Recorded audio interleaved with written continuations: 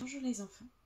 Alors, lors de l'atelier de partage en classe, nous avons pu observer, en manipulant nos disques de fractions, que une même quantité pouvait s'écrire avec deux fractions différentes.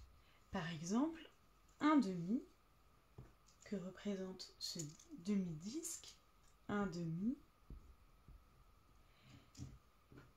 Nous pouvions aussi l'écrire deux quarts, car ces deux quarts représentent la même quantité. Vous voyez bien que ça représente la même quantité. On peut recouvrir toute le demi avec nos deux quarts. De la même manière, avec nos bandes que nous avons fabriquées, nous pouvons nous observer que un demi, c'était égal à deux quarts. Si je superpose ma part de un demi avec mes deux parts de un quart, c'est pareil. Un demi est égal à deux quarts, car là, j'ai pris deux parts de la famille des quarts. Et si je les mets juste en dessous, on peut observer juste avec nos yeux que les deux bandes réalisées ont exactement la même taille. C'est de ça que nous allons parler aujourd'hui. À partir de nos bandes que nous avons fabriquées, nous allons devoir trouver d'autres égalités. Alors c'est pour ça que je vous ai donné un exercice qui est ici. Donc là par exemple, 2 quarts est égal à 4 huitièmes. Nous allons vérifier cette affirmation. J'ai 2 quarts ici et je veux vérifier que 2 quarts, donc 2 parts de la famille des quarts, est égal à 4 huitièmes, autrement dit 4 parts dans la famille des huitièmes.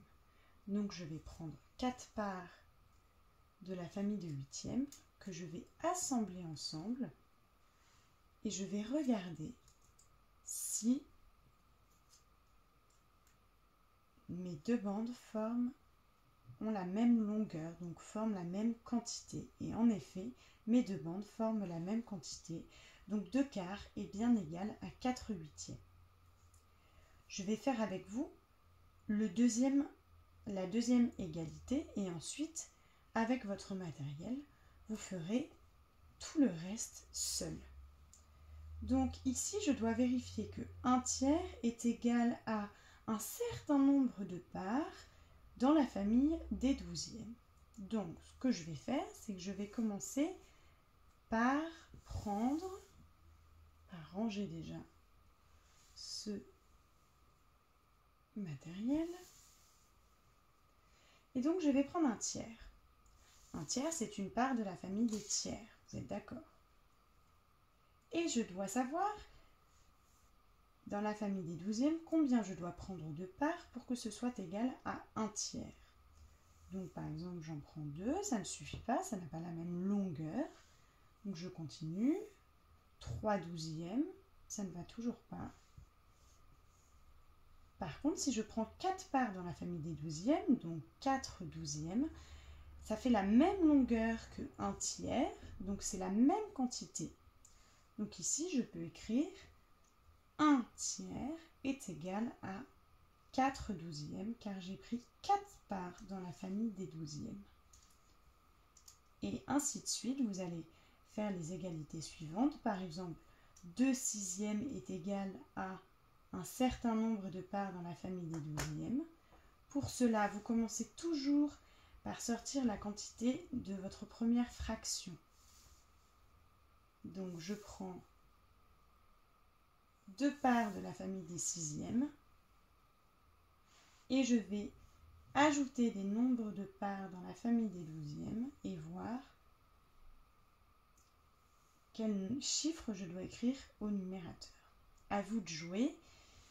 vous me donnerez votre exercice pour que je puisse regarder votre travail. Bon courage!